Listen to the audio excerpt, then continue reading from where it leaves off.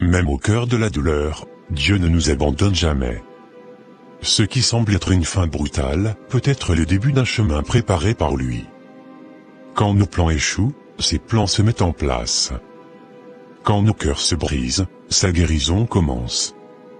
Nadia a découvert que la volonté de Dieu, même difficile à comprendre, est toujours parfaite. Et chacun de nous peut se relever, marcher à nouveau et sourire, car Dieu tient toujours la plume de notre histoire. Ceci est l'histoire de Nadia, dont le mariage a été annulé parce que son fiancé a mis une autre fille enceinte. Regarde cette vidéo jusqu'à la fin. David, je t'ai cherché partout. Je t'ai appelé encore et encore, des dizaines de fois. Et depuis 3 jours, tu n'as pas répondu une seule fois. Pas un message, pas un mot. Qu'est-ce qui se passe? Et toi, qu'est-ce que tu crois qu'il se passe, Nadia? Je ne sais pas, justement. Si je le savais, je ne serais pas venu jusque chez toi. Tout le monde attend de tes nouvelles. Ma mère est encore dehors, en train de vérifier les décorations, les fleurs, la salle, les traiteurs, tout. Tout est prêt pour le mariage. David, parle-moi. Dis-moi quelque chose. Qu'est-ce qu'il y a? Je t'ai déjà tout dit. Je t'ai envoyé un email. En email? De quoi tu parles? Oui, ce matin. Tout ce que j'ai à te dire est écrit là-dedans. Tout. En email, David? Tu plaisantes? Je passe mes journées à courir entre les rendez-vous, les essayages, la robe, les invitations, les musiciens, tout. Tu crois vraiment que j'ai le temps de vérifier mes mails, pendant que j'essaie de boucler les derniers détails de notre mariage? Tu aurais dû le faire. Parce que ce message est important, Nadia. Très important. Important? Tu parles comme si c'était une lettre officielle. Qu'est-ce qu'il y a dans cet email, David? Qu'est-ce que tu veux me dire exactement? Je t'ai écrit que je ne pouvais plus continuer comme ça. Que je ne me sens plus capable d'aller jusqu'au bout. Le mariage est annulé. Quoi? Attends, comment ça annulé? Tu veux dire que tu mets fin au mariage? David, notre mariage est dans 1 semaine. Tout est prêt, tout le monde est au courant. Qu'est-ce que tu racontes là? C'est ça. Ce qu'il veut dire, c'est exactement ce que tu viens d'entendre. Il ne veut plus t'épouser. Tu n'as donc pas encore compris? Pardon? Et toi, tu es qui au juste pour parler à ma place? Je suis la femme qu'il aime vraiment, celle qu'il a choisie de son plein gré. Et si tu veux le savoir, je porte son enfant. Tu es enceinte de David? Dis-moi que ce n'est pas vrai. J'ai fini de parler. Je rentre dans la chambre. J'ai pas de temps à perdre avec une bordelle comme toi. David? C'est vrai, Nadia. Ce n'était pas prévu, mais Déborah attend bien un enfant de moi. Et je ne peux pas laisser mon propre fils ou ma propre fille grandir sans père. Donc c'est ça? C'est comme ça que tu me considérais tout ce temps? Un projet inachevé? Une étape de ta vie que tu abandonnes en plein milieu? Tu ne comprends pas, Nadia. Je n'étais jamais vraiment prêt pour tout ça. Dès le départ, je n'étais pas à fond dans cette histoire. Ma mère m'a mis la pression, elle voulait absolument que je te demande en mariage. Elle pensait que tu étais la bonne personne pour moi. Ta mère t'a forcé? Tu oses dire ça? Tu ne peux pas rester là, me regarder droit dans les yeux et parler comme si rien n'avait compté. On avait fait des plans ensemble, David.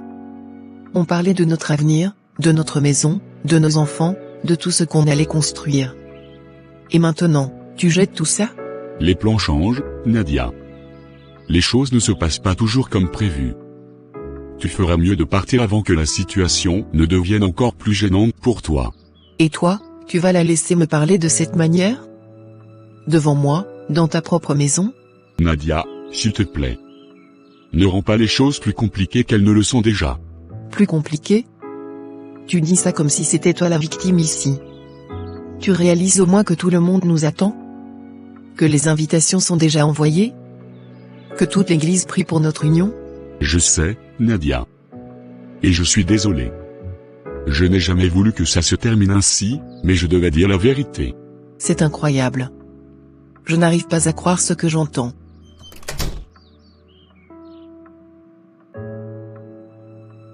Seigneur, pourquoi moi? Pourquoi est-ce que c'est tombé sur moi? Qu'est-ce que j'ai fait de mal pour mériter ça? Nadia. Mais qu'est-ce que je vois là? Pourquoi es-tu assise dans le noir à pleurer ainsi? Qu'est-ce qui t'arrive, ma fille? Rien, maman. Ce n'est rien du tout. Je vais bien, je t'assure. Tu appelles ça rien? Regarde-toi un peu. Tes yeux sont rouges, ton visage est tout gonflé, et ta voix tremble. Tu veux me faire croire que tout va bien? Parle-moi, Nadia. Dis-moi la vérité. Qu'est-ce qu'il se passe? Est-ce que tu as vu David aujourd'hui? Oui, maman, je l'ai vu. Et alors? Qu'est-ce qu'il t'a dit? Pourquoi es-tu dans cet état? Ton silence m'inquiète. Ma fille, parle-moi, ne me laisse pas deviner le pire. Maman, je ne sais même pas comment te le dire. Tout s'est écroulé d'un coup. Mais enfin, qu'est-ce que tu racontes? Tu me fais peur. Maman, je ne veux plus vivre. Que dis-tu là? Je t'interdis de prononcer de telles paroles. Le sang de Jésus te couvre. Tu ne mourras pas. Pas toi, pas ma fille. Pourquoi tu parles comme ça? Dis-moi ce qu'il s'est passé. C'est fini, maman. David a annulé le mariage. Quoi? Qu'est-ce que tu viens de dire? Annulé? Tu veux dire quoi exactement? Il m'a dit qu'il ne voulait plus m'épouser. Mais enfin, Nadia, est-ce que tu réalises ce que tu dis? Ton mariage est dans une semaine. Une seule semaine. Tout est prêt, la robe, la décoration, le traiteur, la salle, les cartons d'invitation, tu ne peux pas me dire ça comme si de rien n'était. Je sais, maman. Je sais tout ça. Mais c'est la vérité. Il m'a dit qu'il ne viendrait pas. Qu'il ne voulait plus de ce mariage. Non, non, non, ce n'est pas possible. Pas après tout ce que nous avons traversé. Pas après les mois de préparation, les dépenses, les prières, les réunions de famille. Qu'est-ce qui lui prend? Qu'est-ce qu'on lui a fait? Maman, il y a encore pire. Pire? Qu'est-ce qui pourrait être pire que d'annuler ton mariage à une semaine du grand jour? David est avec une autre femme. Quoi? Une autre femme? Comment ça, une autre femme? Et elle est enceinte de lui. Attends, répète un peu ce que tu viens de dire. Je veux être sûr d'avoir bien entendu. Je les ai vus ensemble, maman. De mes propres yeux. Il m'a regardé dans les yeux et il me l'a dit. Il m'a dit qu'il aimait cette femme. Non, non, ce n'est pas possible. Pas David. Pas ce garçon que j'ai vu grandir, pas celui qui te promettait la lune. Ce n'est pas possible. Je te dis ce que j'ai vu, maman. Ils étaient ensemble, et elle portait son enfant. Il n'a même pas cherché à nier. Ô Seigneur, quelle honte. Quelle humiliation. Tout le quartier est au courant du mariage, tout le monde s'est préparé, les membres de l'église prient depuis des semaines, et voilà qu'il ose faire ça. Je ne peux pas rester assise ici. Je vais aller chez lui. Je veux les voir en face, ils m'expliquent ce qu'ils ont fait. Maman, je t'en supplie, ne fais pas ça. Tu vas juste aggraver les choses. Aggraver? Aggraver quoi encore? Ma fille vient d'être trahie, humiliée, abandonnée, et tu veux que je reste ici les bras croisés? Tout le monde sait que ton mariage est pour la semaine prochaine. Tu veux que je dise quoi aux invités? Aux voisins? À ton oncle? Je ne sais plus quoi faire, maman. Tout est flou dans ma tête. Je n'ai plus la force de réfléchir. Tu n'as rien à faire pour le moment. C'est moi qui vais m'en occuper. Je vais aller parler à David et à cette femme. Ils vont devoir me donner des explications. Personne n'humilie ma fille de cette manière. S'il te plaît, maman, n'y va pas. Tu ne feras qu'envenimer la situation. Non, Nadia. Il faut que quelqu'un mette un terme à cette folie. Ce mariage, c'était plus qu'un événement. C'était une alliance. Et on ne joue pas avec les alliances devant Dieu. Je reviens tout de suite.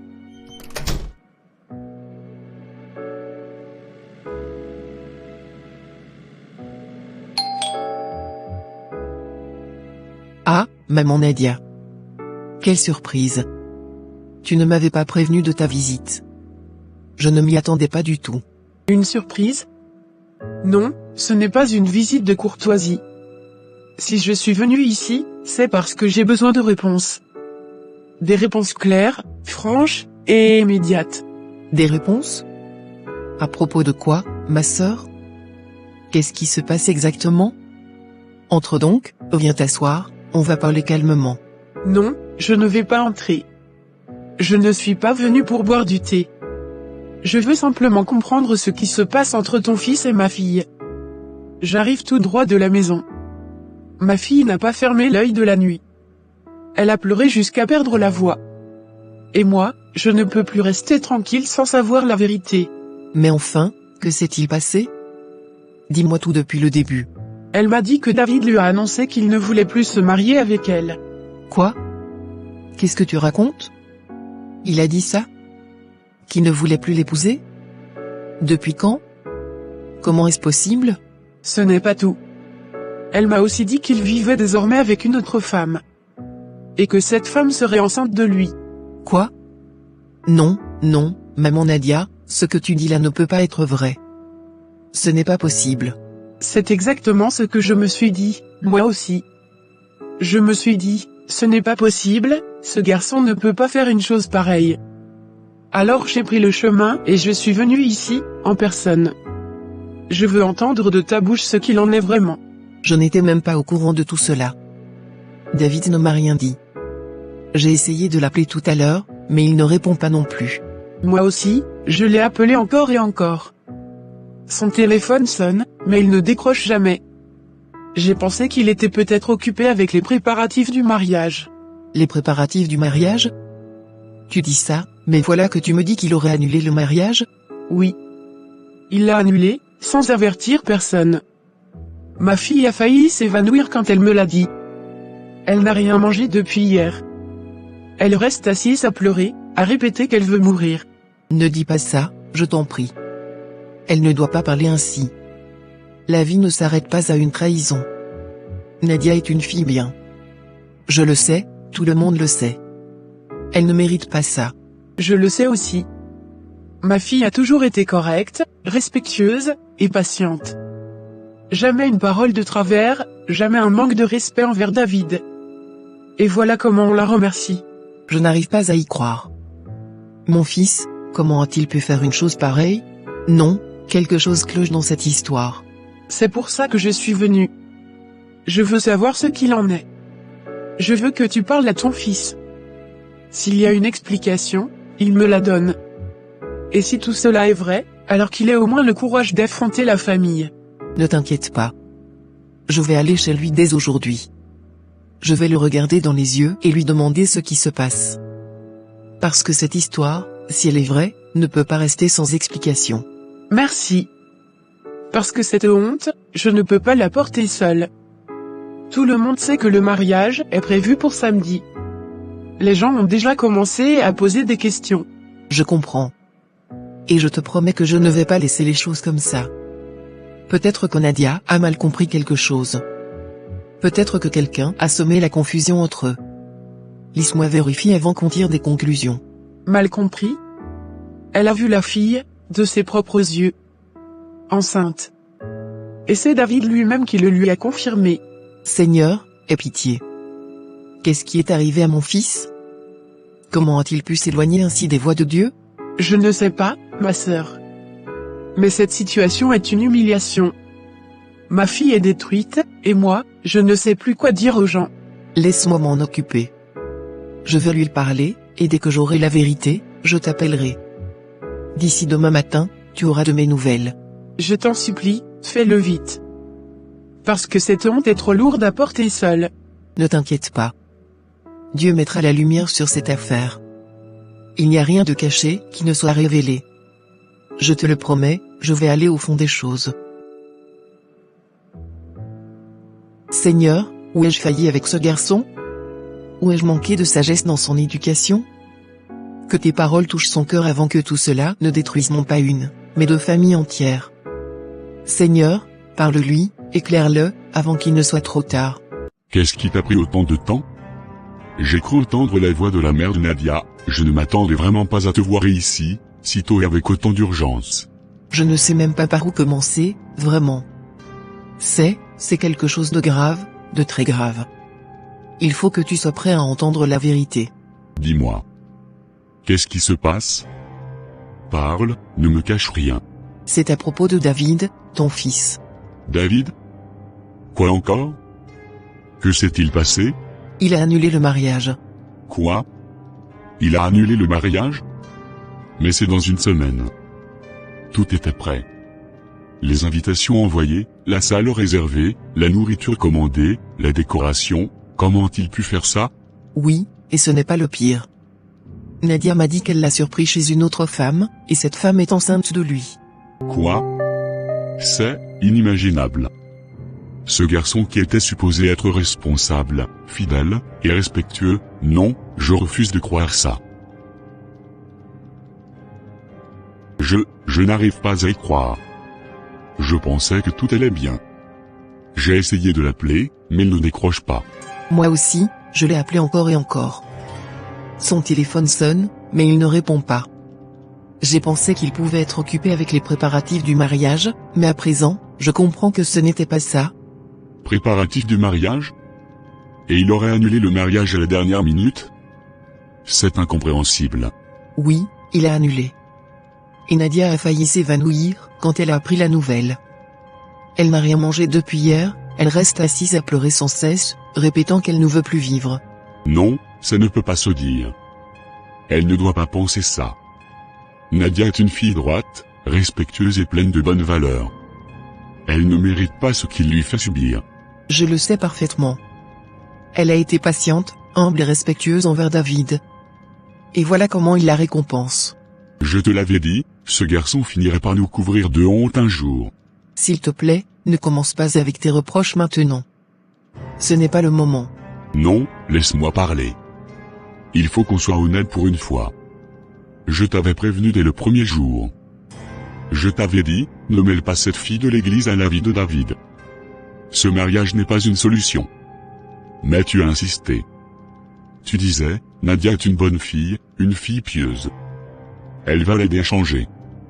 Regarde autour de toi maintenant, c'est ça le changement que tu espérais? Ne me fais pas porter toute la faute. Tu sais très bien que je voulais le meilleur pour notre fils. Le meilleur? Chaque fois que j'essayais de le corriger quand il faisait n'importe quoi, tu prenais toujours sa défense. Laisse-le tranquille, tu disais. Ce n'est qu'un enfant. Eh bien, cet enfant que tu protégeais à tout prix est devenu un homme qui détruit la vie d'une femme, et qui traîne notre nom dans la boue. Alors maintenant, c'est ma faute si notre fils ne craint pas Dieu? Ce n'est pas ce que j'ai dit. Mais reconnais que tu as encouragé cette union, même quand tu savais qu'il n'était pas prêt pour le mariage. Je le reconnais, oui. Mais j'espérais sincèrement que le mariage le stabiliserait. Je croyais que l'amour de Nadia, sa douceur, sa foi, finirait par toucher son cœur. L'amour ne répare pas la rébellion. Quand un cœur refuse d'écouter Dieu, même la plus belle des âmes ne peut rien y changer. Ce garçon n'avait pas besoin d'un mariage, il avait besoin de discipline, de correction et de repentance. Je le sais maintenant. Mais que pouvons-nous faire à présent? Tout est déjà allé trop loin. Toute la communauté est au courant, et la honte commence déjà à se répandre. Où est-il en ce moment? Je veux le voir de mes propres yeux. Demain matin, j'ai à le trouver. Il devra me regarder dans les yeux et me dire lui-même la vérité, sans détour. D'accord. Dis-lui de rentrer à la maison, s'il accepte de t'écouter. Oh, il rentrera. Et s'il a vraiment fait ce qu'on dit, il me fera face, que ça lui plaise ou non. Cette fois, je ne le couvrirai pas.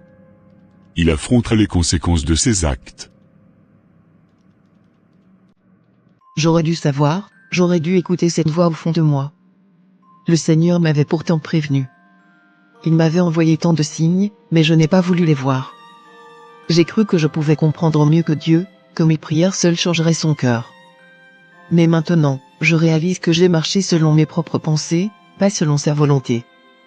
C'est moi qui ai ignoré sa voix, moi qui ai voulu tout contrôler. Seigneur, pardonne-moi. J'ai voulu précipiter tes plans, et maintenant je porte le poids de mon impatience. Les souvenirs du passé de Nadia. Nadia, ma chère, tu es vraiment une fille remarquable. Toujours avec ce sourire doux, cette manière humble de te comporter. J'aimerais te dire un petit mot, juste entre nous. Bien sûr, maman. À n'importe quel moment, je suis là. Tu sais, cela fait un bon moment que je t'observe à l'église. Tu es constamment respectueuse, toujours polie avec tout le monde. Exactement le genre de jeune femme que n'importe quelle mère souhaiterait pour son fils, une véritable bénédiction. Merci beaucoup, maman. Vos paroles me touchent profondément. Mon fils David revient en ville vendredi.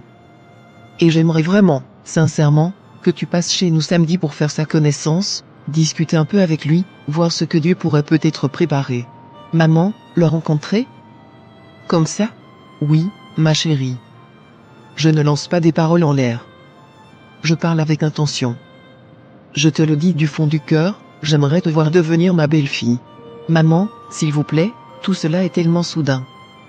Vous plaisantez, n'est-ce pas? Je ne plaisante absolument pas, ma fille. Je suis très sérieuse.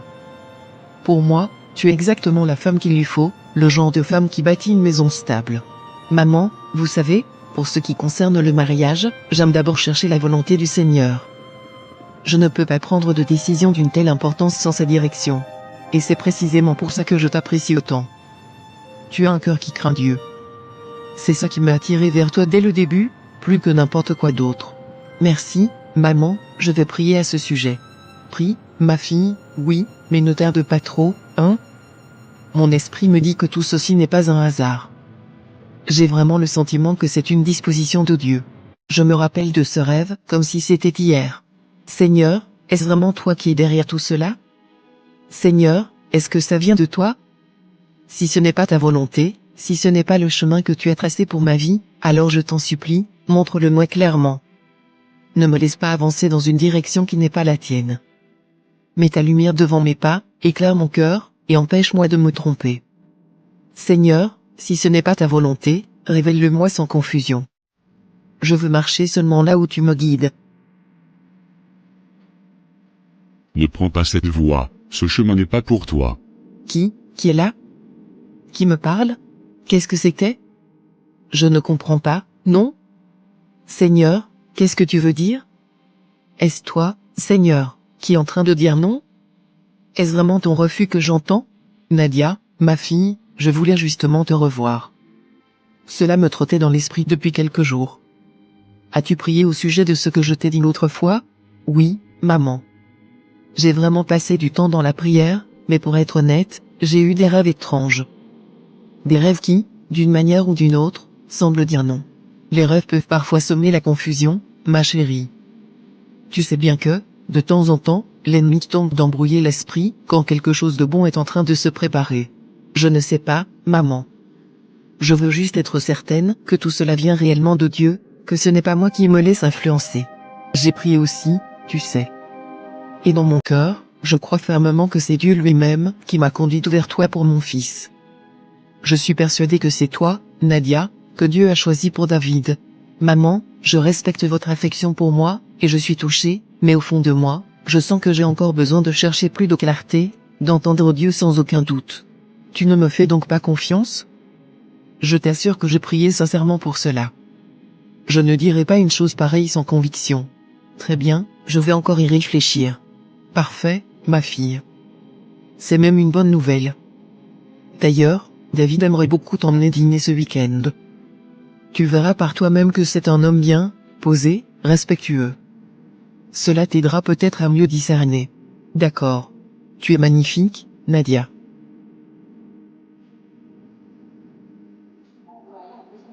Tu es vraiment très belle, Nadia. Merci, toi aussi, tu n'es pas mal du tout. J'ai entendu énormément de choses à ton sujet de la part de ma mère. Elle n'arrête pas de parler de toi, de répéter que tu es parfaite, que tu as toutes les qualités qu'elle espérait pour moi. Ah oui? Vraiment? Oui, vraiment. Et pour dire la vérité, je commence à penser qu'elle n'exagère pas du tout. Tu es une femme incroyable, équilibrée, posée. J'aimerais réellement apprendre à mieux te connaître, prendre du temps avec toi. J'apprécie tes paroles, mais tu sais, j'ai l'habitude d'avancer doucement. Je prends mon temps, parce que je veux être sûr que tout ce que je fais correspond à la volonté de Dieu, que je ne me trompe pas de route. Bien sûr, je comprends parfaitement. Et c'est même ce que j'admire chez toi. Mais entre toi et moi, j'ai vraiment le sentiment que tout ceci est divin. Je n'ai jamais ressenti une telle certitude envers quelqu'un auparavant, jamais. David est vraiment quelqu'un de bien. Peut-être que tout cela fait partie du plan que Dieu prépare depuis longtemps et que je m'inquiète pour rien. Peut-être que je me crée des peurs inutiles. David paraît sincère, il prie, il parle avec douceur, il garde toujours ce sourire rassurant. Au fond, quelqu'un qui cherche Dieu ainsi, qui agit avec autant de calme et de respect, ne peut pas être aussi mauvais que mes pensées veulent me le faire croire. Tu m'avais pourtant parlé, mais j'ai laissé mes propres ressentis étouffer ta voix. Je croyais sincèrement avancer selon ta volonté, persuadé de suivre le chemin que tu traçais, alors qu'en réalité je marchais simplement dans mes impressions, dans ce que je ressentais sur le moment. Je me suis retrouvée brisée, mise de côté, rejetée, avec ce poids de honte qui collait à mon cœur. Tout en moi s'est senti égaré, comme si j'avais perdu le fil de ce que tu voulais vraiment pour ma vie. Tu m'as révélé beaucoup de choses dans le passé. Maman, mais qu'est-ce que tu fais ici? Ne t'avise même pas de me poser une question aussi insensée. Tu m'expliques ce que j'entends circuler? Qu'est-ce que tout cela veut dire? Maman, s'il te plaît, essaie de te calmer. Me calmer? Tu crois réellement que je me suis déplacé pour me calmer? Certainement pas. Réponds clairement. C'est quoi toutes ces histoires qui tournent autour de toi et de Nadia? Maman, je n'ai jamais voulu épouser Nadia. C'est toi qui m'as forcé dans cette direction. Qu'est-ce que tu viens de dire? Répète un peu. J'ai dit que tu m'as forcé. Tu voulais absolument que je me marie avec la fille de ton église. Et maintenant, ma véritable petite amie est enceinte. David, est-ce que tu t'entends parler? C'est bien ce que je croyais, alors c'est vrai. Tu as réellement annulé le mariage. Je n'avais pas le choix, maman. Je devais le faire. C'est inimaginable, totalement insensé. Tu dois régler ça immédiatement. Maman, c'est trop tard. Et en plus, je ne peux pas abandonner Déborah. Elle porte mon enfant. Trop tard? Le mariage est dans une semaine. Et Nadia, alors? Et la honte? Tu y penses? Qu'est-ce qu'on va devenir avec tout ça? Je n'y peux rien, maman. Déborah m'a dit que si je me mariais avec Nadia, elle se tuerait, et elle tuerait aussi le bébé. Quoi? Tu te moques de moi? Non. Elle me l'a dit, et elle était sérieuse. Je ne peux pas prendre ce risque. Je refuse d'être responsable d'un drame pareil. Je ne veux pas devenir un meurtrier. Et qu'est-ce qu'on est censé dire aux invités? Au pasteur? À tous nos amis?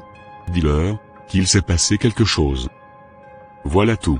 C'est incroyable. S'il vous plaît, avant de continuer, aimez la vidéo. Ça ne vous coûte absolument rien, mais ça vaut plus que de l'or pour nous. Mettez un mot en commentaire, pour que YouTube recommande mes vidéos. Soyez bénis. As-tu parlé avec ton fils? Ah, donc maintenant, c'est mon fils, n'est-ce pas? Oui, je reviens justement de chez lui. Et alors? Qu'est-ce qu'il t'a dit? C'est vrai, il m'a confirmé qu'il ne compte plus épouser Nadia. Non, j'arrive pas à y croire. Une partie de moi priait en silence pour que tout cela ne soit qu'une rumeur, quelque chose de faux. Mais c'est fait maintenant. C'est la réalité. Non, ce n'est pas réglé.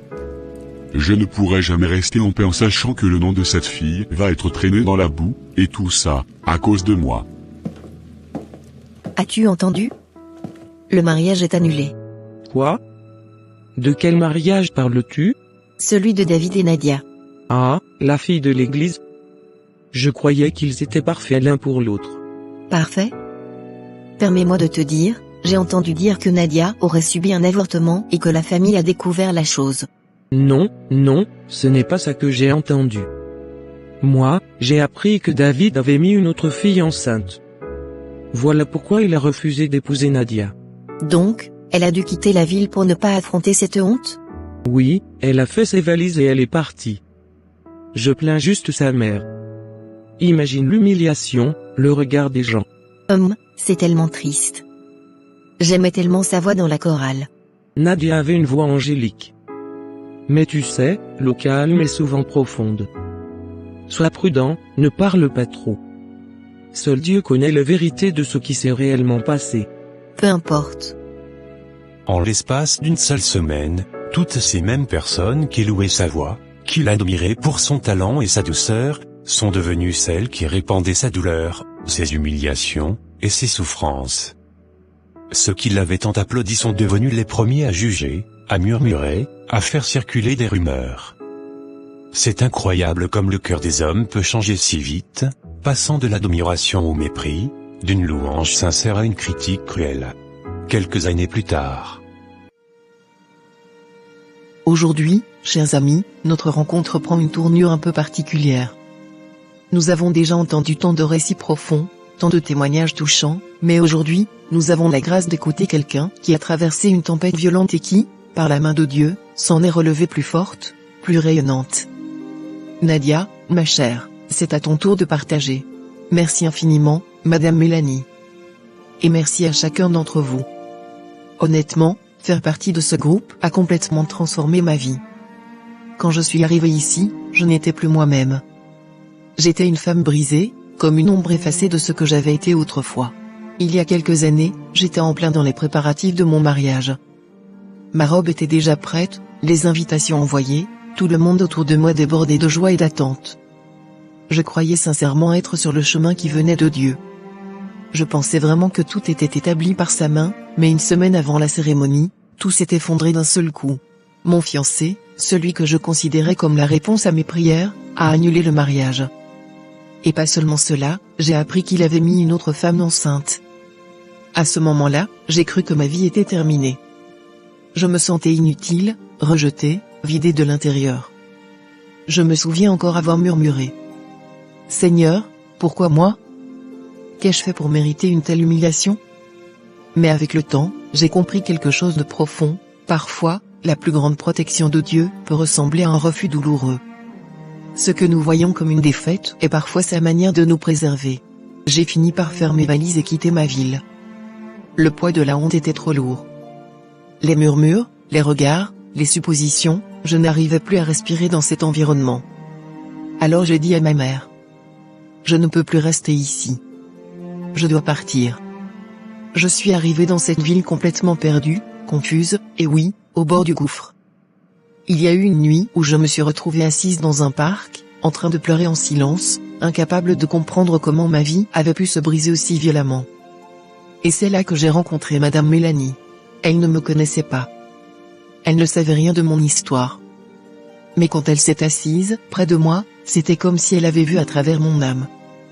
Elle m'a simplement dit: « Ma chère, peu importe ce que tu traverses, ce n'est pas la fin. Dieu n'a pas terminé avec toi. Il y a encore des plans, même dans la nuit. » Quand j'ai rejoint ce groupe, je n'arrivais même pas à mettre des mots sur ma douleur. Je souriais pendant nos réunions, mais au fond, je m'éteignais jour après jour. Et puis, petit à petit, Dieu a commencé à réparer ce que je croyais irréparable.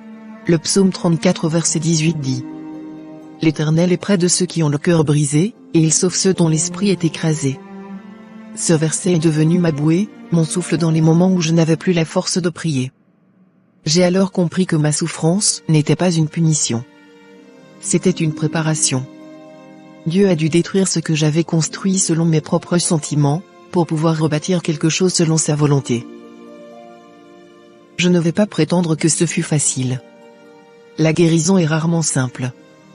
Il y a eu des nuits entières où je me suis demandé si Dieu m'écoutait, des journées où je ne pouvais même pas trouver la force de prier, des moments où je doutais que la vie en vaille la peine.